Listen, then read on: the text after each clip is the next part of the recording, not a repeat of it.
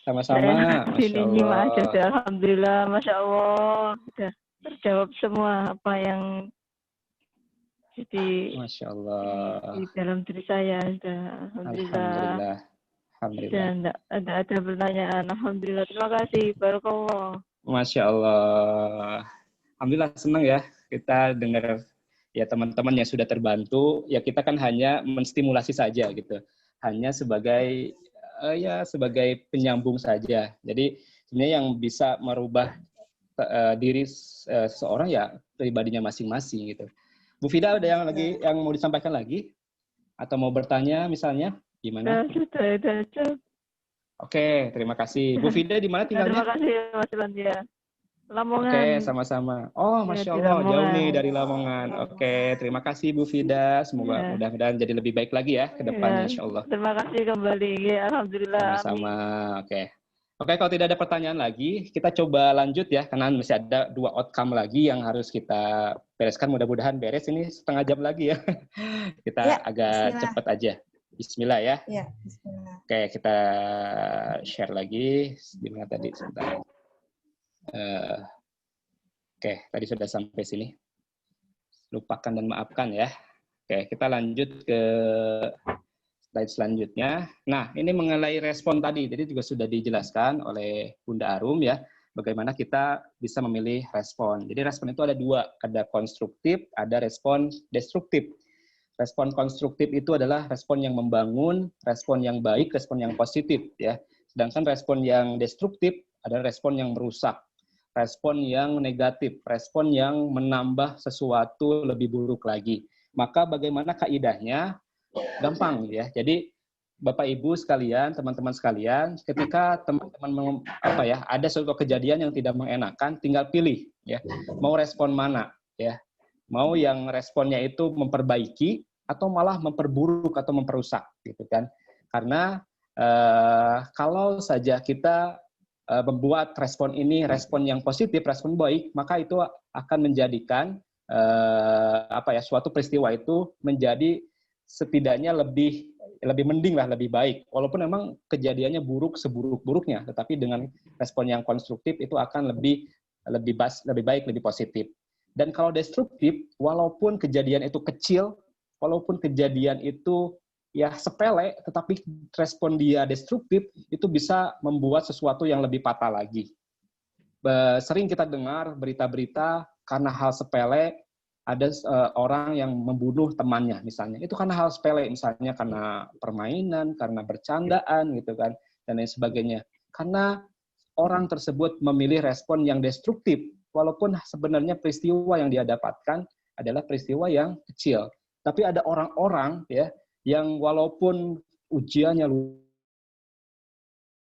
mendapatkan cobaan yang luar biasa, tetapi dia memilih respon konstruktif, maka dia akan lebih tenang dan dia akan bagaimana menata kejadian itu dengan respon yang baik. Maka saya ada satu tips lah untuk memilih respon ini ya. Bapak Ibu sekalian, teman-teman ya, mana yang lebih disukai setan ya responnya? Respon konstruktif atau destruktif? Pasti jawabannya adalah yang disukai setan adalah respon destruktif. Maka kita jangan ikuti apa kemauan setan gitu kan. Jadi kita memilih hal yang lebih baik lagi. Lalu kita balikan lagi ya. Apa respon apa yang disukai oleh Allah ya? Respon konstruktif respon destruktif? Tentu yang diingini oleh Allah adalah respon destruktif. Respon konstruktif. Respon yang positif, respon yang membangun gitu kan. Jadi itu kaidahnya diingat ya. Jadi ketika ada suatu kejadian segala macam gitu kan, apakah saya mau merespon yang sesuai dengan keinginan setan gitu kan, apa saya ingin merespon dengan sesuatu yang Allah ridhoi, maka kita diberikan pilihan dua-duanya oleh Allah gitu kan, kita diberikan sarananya oleh Allah dua-duanya. Mau respon konstruktif ada sarananya oleh Allah, mau respon destruktif juga ada sarananya. Tinggal bagaimana kita memilih dan bijak, singkatnya ya mengenai memilih respon itu. Mudah-mudahan kita bisa memilih respon yang selalu konstruktif ya. Kemudian saya lanjutkan ini dengan kata-kata dari Franklin Delano Roosevelt Ya, sudah kelihatan belum? Nah, orang lain tidak mungkin melukai hati Anda. Karena ini ada seorang anak yang kakinya pincang. Ya, dia sering diejek oleh teman-temannya, diejek pincang-pincang segala macam itu. Tapi si anak tersebut tetap tersenyum, si anak tersebut tetap ceria, si anak tersebut tetap bahagia. Yang kesel siapa? Yang kesel gurunya gitu kan. Kok si anak ini dihina, diejek, dibully kok santai, kok tetap senyum, tetap menyenangkan si anak dia gitu kan. Lalu nanyalah si gurunya tersebut ke si anak yang pincang tadi, Dek sini, ya secara singkatnya begitu. Kenapa kamu kok diejek, diem aja, diejek kok tetap tenang, tetap senyum gitu kan. Si anak tersebut jawab bahwa dia tidak memasukkannya ke dalam hatinya, ya. Jadi ketika teman-temannya mengejek apapun, dia ya slow, dia santuy, tidak memasukkan ke dalam hatinya. Maka ya ini si Franklin Delano Roosevelt ini, istri Presiden Roosevelt ya, ini membuat kata-kata seperti ini, orang lain tidak mungkin melukai hati kita ya tanpa persetujuan kita. Misalnya ada orang yang menghina kita, ya kita mah tidak akan sakit hati kalau kitanya tidak memasukkannya ke dalam hati kita. Ya, maka ini juga kaidah ya, kaidah yang sangat bagus ketika teman-teman menghadapi suatu kondisi-kondisi yang memang misalnya perkataan teman yang tidak mengenakan misalnya ya, atau perkataan siapapun yang tidak.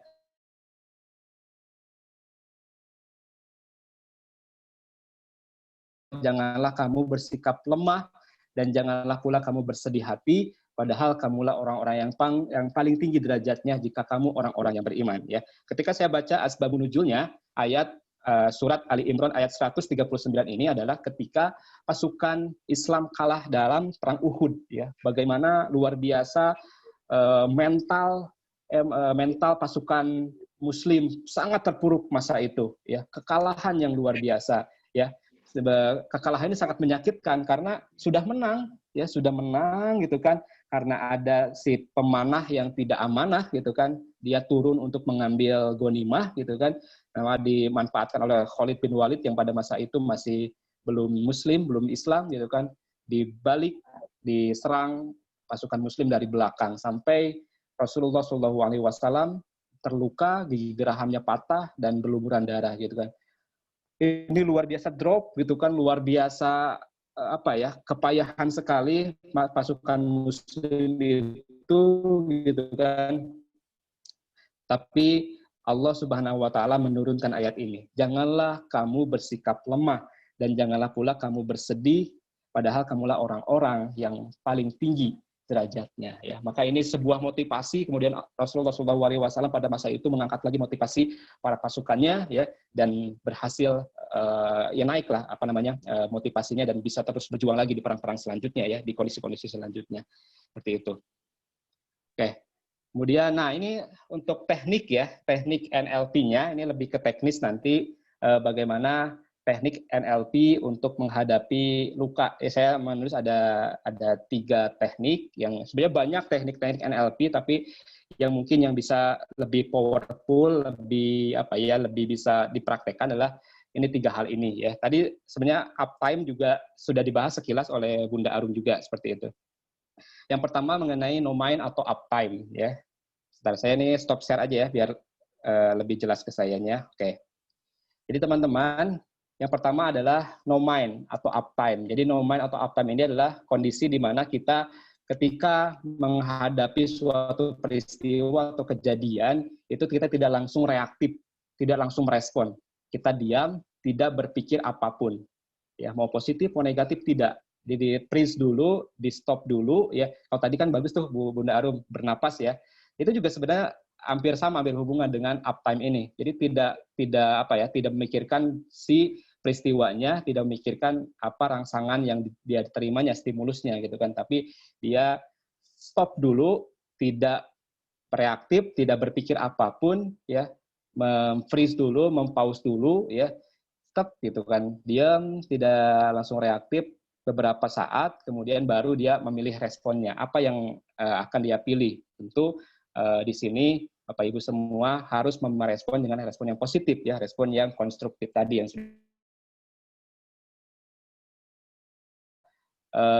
bagaimana kita mempause atau membuat suatu kejadian tidak langsung reaktif Karena bahaya kalau setiap kejadian, setiap peristiwa yang kita terima langsung reaktif, itu malah akan memberikan efek emosi, bahkan efek yang hawa nafsu yang keluarnya gitu kan. Maka setiap ada kejadian, kondisi, misalnya ada yang tidak mengenakan, ada perkataan teman atau di kantor di mana misalnya tidak ada yang mengenakan, jangan langsung dibalas, tapi di stop dulu, diam dulu. Tadi mungkin bisa ditambahkan dengan teknik gratitude breath ya, bernapas dengan tadi ditambahkan dengan alhamdulillah, itu luar biasa efeknya. Seperti itu yang pertama. Yang kedua adalah edit submodality ya. Saya akan gambarkan edit submodality ini seperti ini. Edit submodality adalah modal kita yang diberikan oleh Allah Subhanahu wa taala berupa 5 panca indera kita ya, berupa penglihatan, kemudian penciuman, pendengaran, terus perasa gitu kan, kemudian pengecap gitu kan. Ini kita bisa ibaratkan seperti ini. Saya gambarkan sebuah ini ya, sebuah gambar, ini nggak ada pulpennya.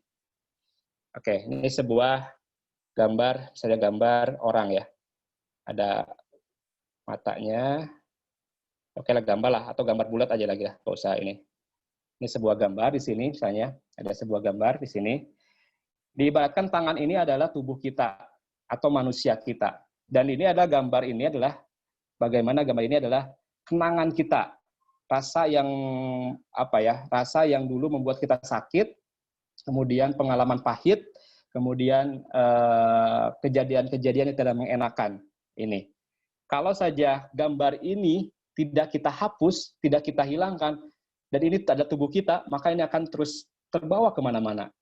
Itu singkatnya.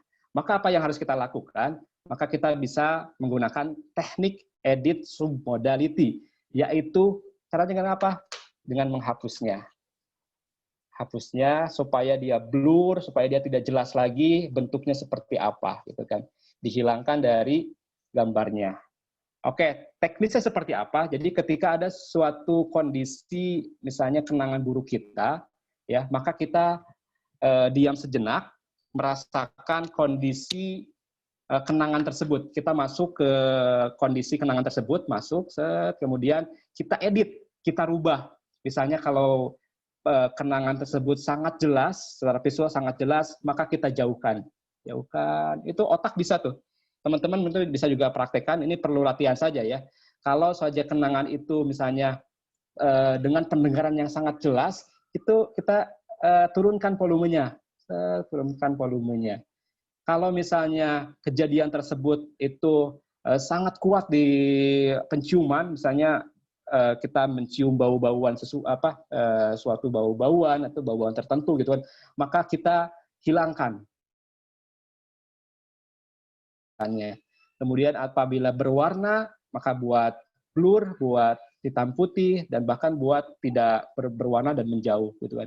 Atau misalnya jika kejadian itu membuat tubuh kita merasakan sakit misalnya, maka kita bisa membuat kondisinya tidak merasakan sakit dengan otak tersebut. Maka itu akan membuat kenangan kita itu seperti memblur, tidak jelas lagi. Ya, sehingga tubuh kita, badan kita akan lebih terbebas lagi dari kenangan-kenangan buruknya. Ya, ini perlu latihan, dan mungkin ini teknik-tekniknya juga ya perlu mungkin ya secara offline ya, kalau lebih enak ya penjelasannya, dan ada step-stepnya seperti itu. Tapi singkatnya seperti tadi, bahwa gambar ini adalah kenangan buruk, kemudian ini adalah tubuh manusia, maka si kenangan-kenangan buruk ini harus kita edit, kita harus hapus dengan mengerahkan ya modal yang kita punya tadi, dengan pengecapan kita, dengan penglihatan kita, dengan penciuman kita, bisa dijauhkan, bisa diblurkan, bisa kalau suaranya besar dikecilkan, seperti itu. Itu singkatnya ya.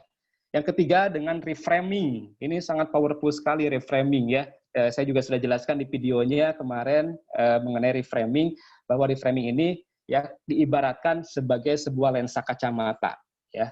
Jika teman-teman menyukai warna hijau, ya, karena hijau itu membuat diri kita adem, hijau membuat diri kita tenang, hijau membuat diri kita lebih nyaman, maka kita harus memakai lensa kacamata hijau. Ya, seperti itu. Maka ini perlu latihan juga bagaimana Kalau kita ingin hidup kita indah, hidup kita menyenangkan, hidup kita selalu dihiasi dengan senyuman, maka pasanglah di otak kita, fokuskan diri kita selalu mengingat-ingat sesuatu yang indah tersebut. Jadi itu reframing ya. Tapi secara teknisnya panjang itu. Ada beberapa hal yang perlu kita ada tentang konteksnya, tentang kontennya, sebagai ada 6-step reframing dan sebagainya. Itu kalau teman-teman nanti ingin belajar lebih dalam lagi, bisa nanti belajar NLP ya, seperti itu. Tapi singkatnya, reframing itu bagaimana kita memfokuskan lagi kepada hal-hal yang kita inginkan, mengganti kacamatanya, mengganti lensa kacamatanya sesuai dengan yang kita inginkan. Seperti itu ya singkatnya.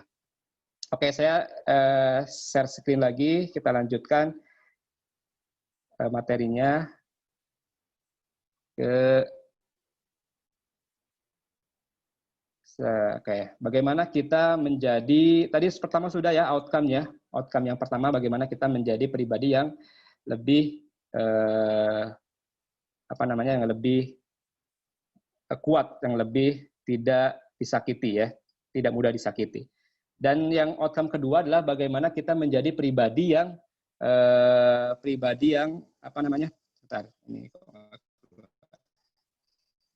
menjadi pribadi yang produktif, menjadi pribadi yang lebih berdaya lagi ya. Saya juga sudah buat videonya, nanti dilihat lagi. Jadi mulai dengan tadi dari kurvanya itu juga ada dalam kawah emosi yang dalam, depresi dan sebagainya, dan kemudian dari eksperimen itu membuat diri lebih berdaya lagi ya, lebih berdaya lagi, dan itu bisa membuat diri lebih produktif lagi ya. Jadi ada sebentar, ini nggak keluar ya. Ada beberapa cara, sebentar.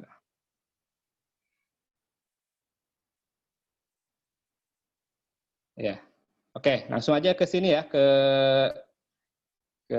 sini. Sebentar. Keluar.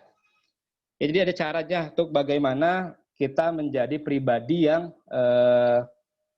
pertama menjadi lebih produktif dan lebih berdaya ya. Lebih produktif itu pertama kita harus memfokuskan kepada hal yang penting ya. Jangan jangan sia-siakan waktu kita ya untuk hal-hal yang dianggap gitu kan, scroll handphone sampai lupa waktu misalnya, atau misalnya nonton drama Korea sampai tengah malam segala macam gitu kan. Itu dihilangkan dan digantikan dengan fokus yang lebih baik lagi, seperti itu ya. Jadi fokuskan ke hal yang lebih penting. Yang kedua adalah bagaimana kita memaksimalkan waktu kita ya, dan menuntaskan pekerjaan kita ya.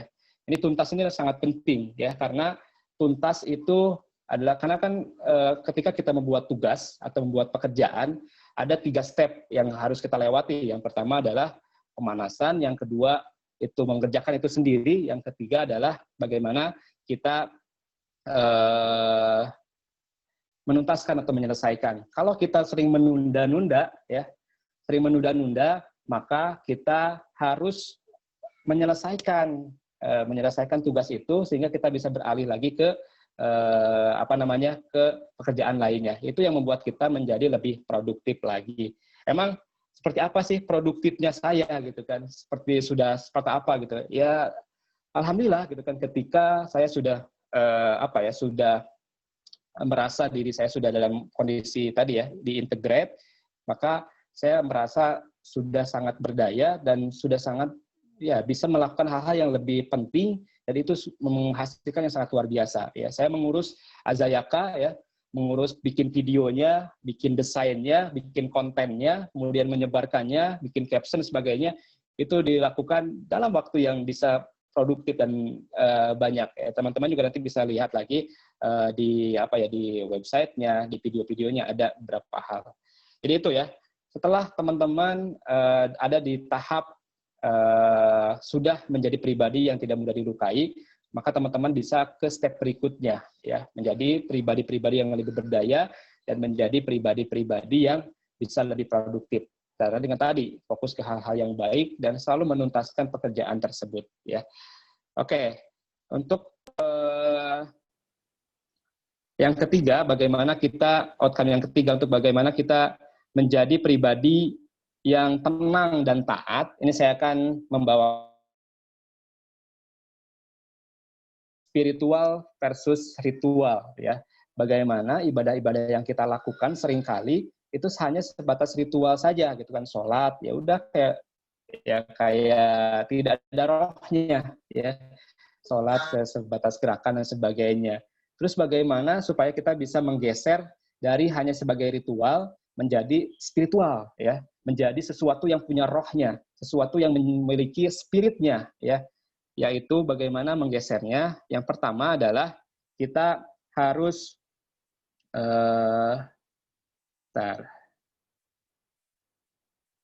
kita tanya teman-teman ya.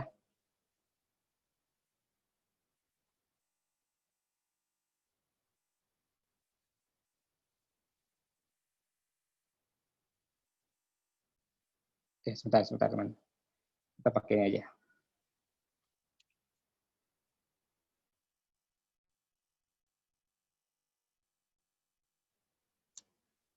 Oke. Nah, bagaimana kita menggesernya dari hanya sebagai ritual menjadi spiritual ya. Yang pertama adalah perbanyak pengetahuan.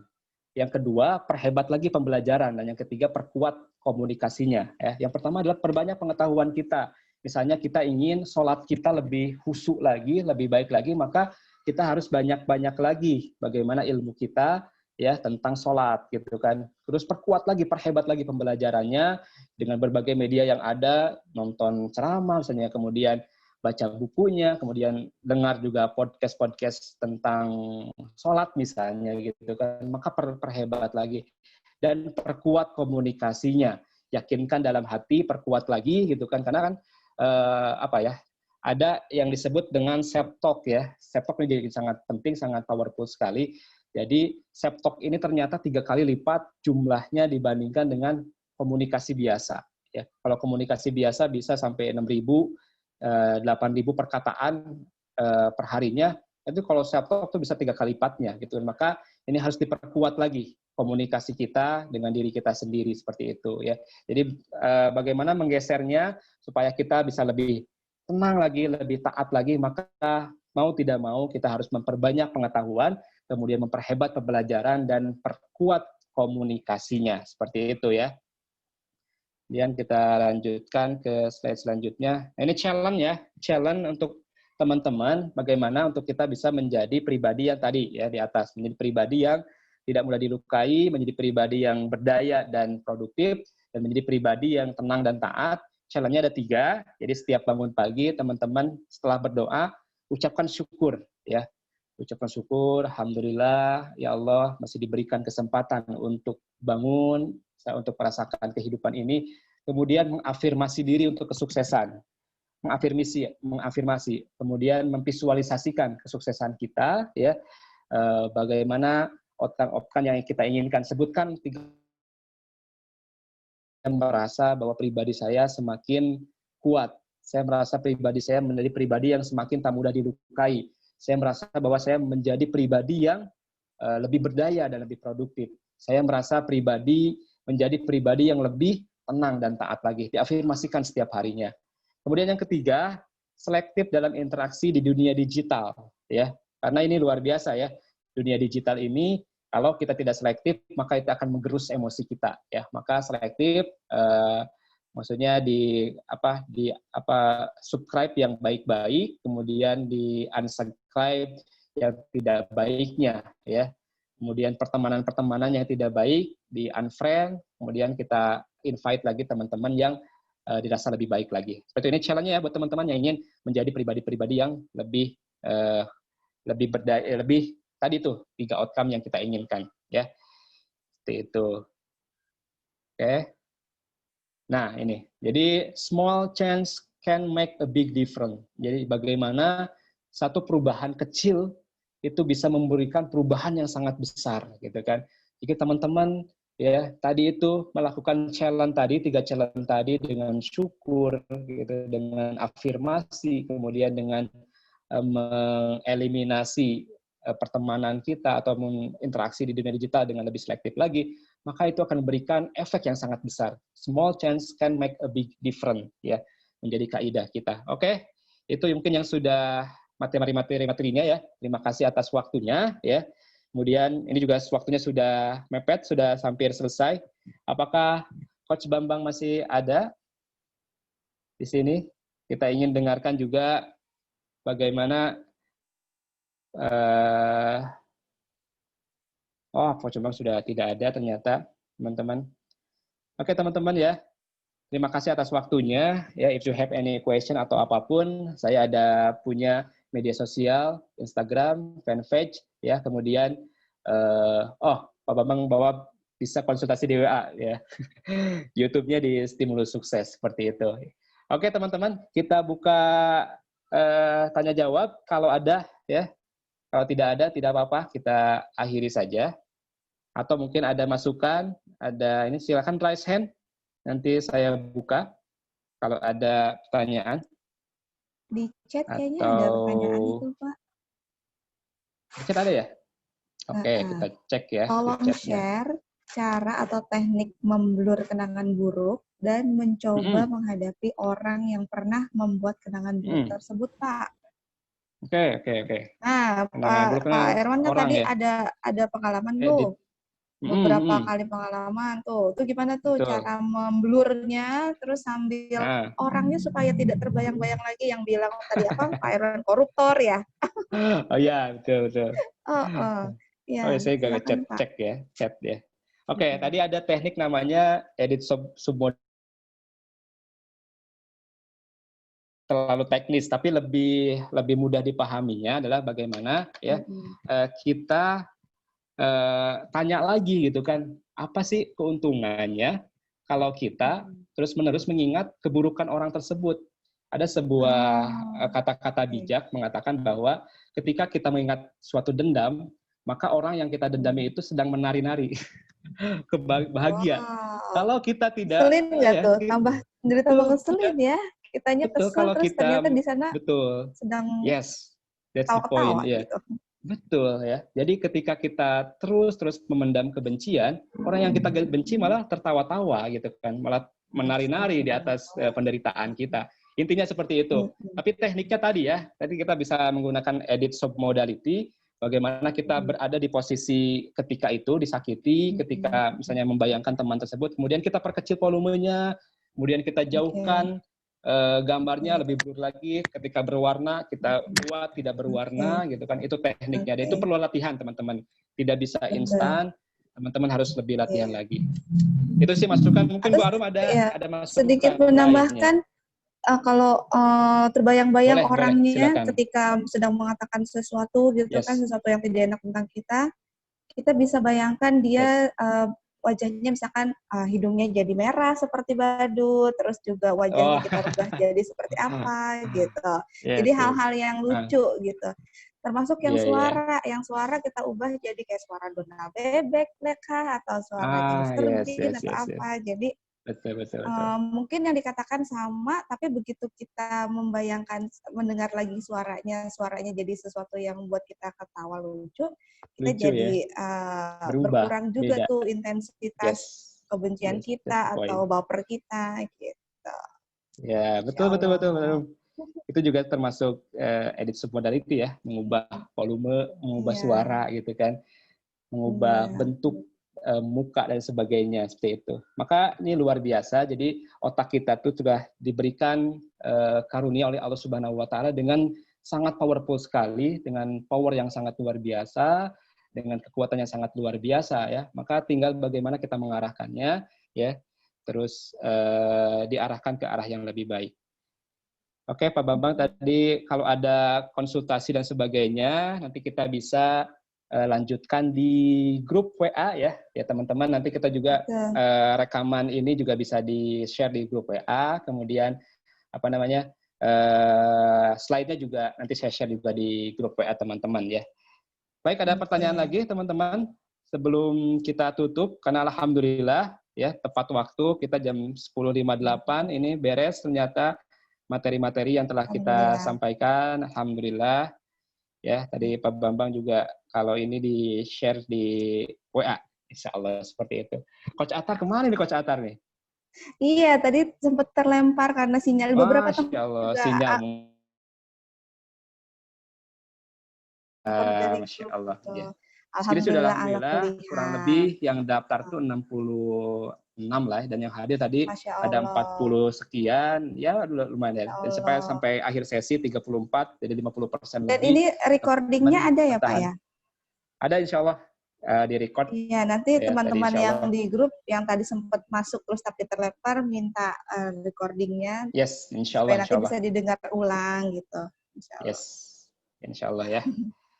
Baik teman-teman, karena moderatornya juga sudah lebih dulu karena mungkin ada sinyal. Terima kasih atas waktunya atas waktunya sudah menginvestasikan 2 jam waktu yang sangat berharga teman-teman untuk mengikuti webinar ini. Mudah-mudahan pengorbanan teman-teman ya bisa terbayarkan dengan mendapatkan pengetahuan, dengan insight yang baru.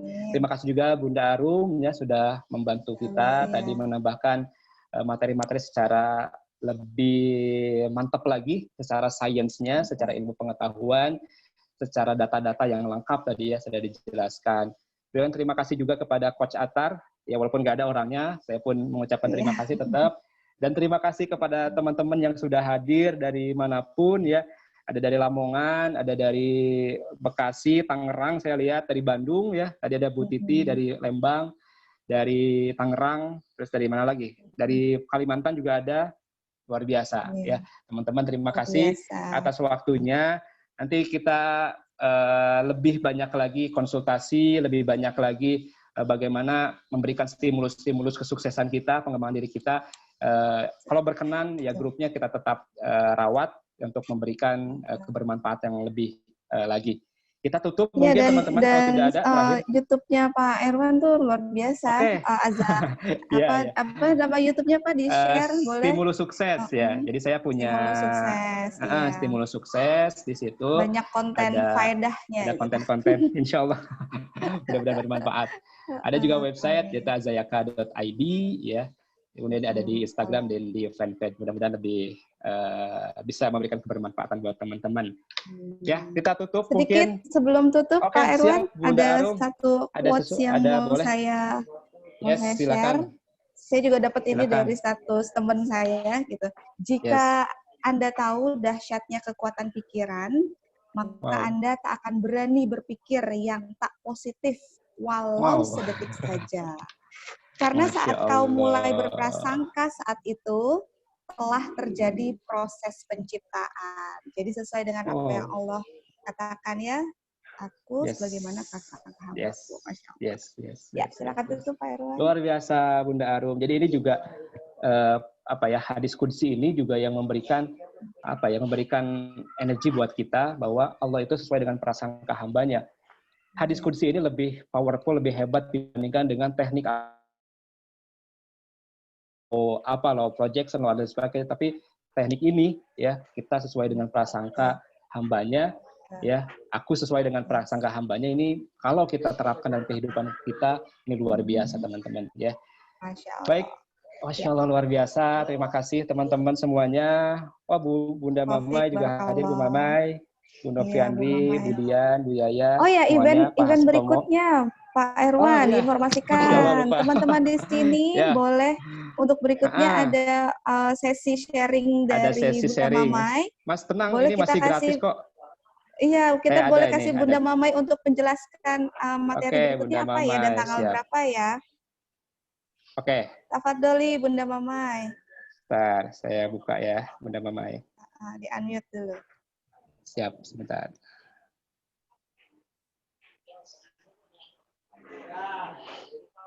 Sudah.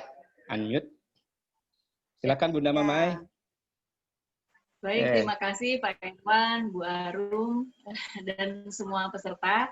Insya Allah tadi tanggal 12 September ya, itu akan... Bunda. 12 suara saya kedengaran? Suaranya? Kedengaran.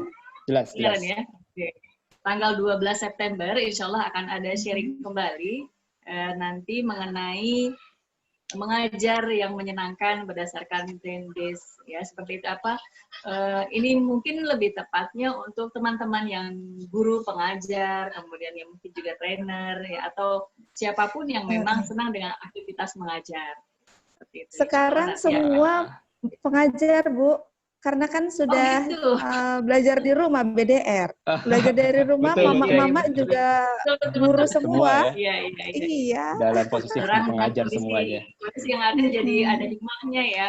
Ada hikmahnya di mana semuanya berperan sebagai orang tua, sebagai pendidik, dan juga sebagai guru.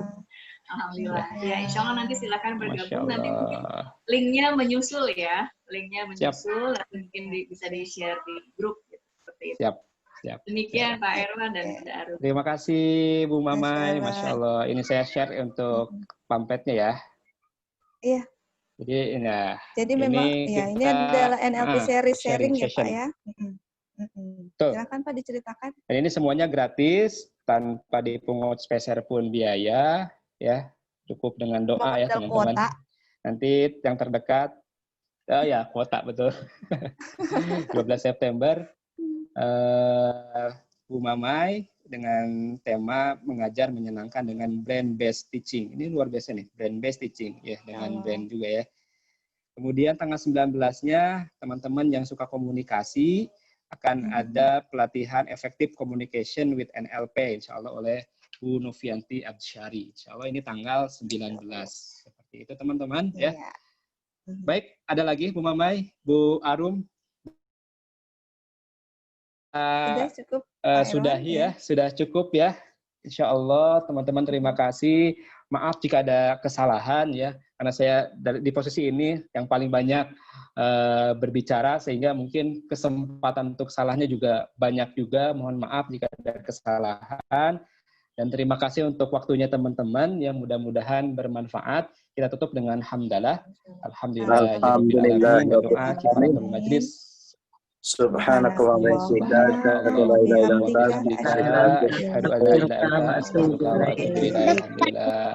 Terima kasih teman-teman. Wassalamualaikum warahmatullahi wabarakatuh. Terima kasih Pak Erwan, ya. Bapak Ibu Sama-sama. Terima kasih. Saya live ya. Mama Ibu Arum. Terima kasih teman-teman semuanya. Terima kasih Mas Erwan.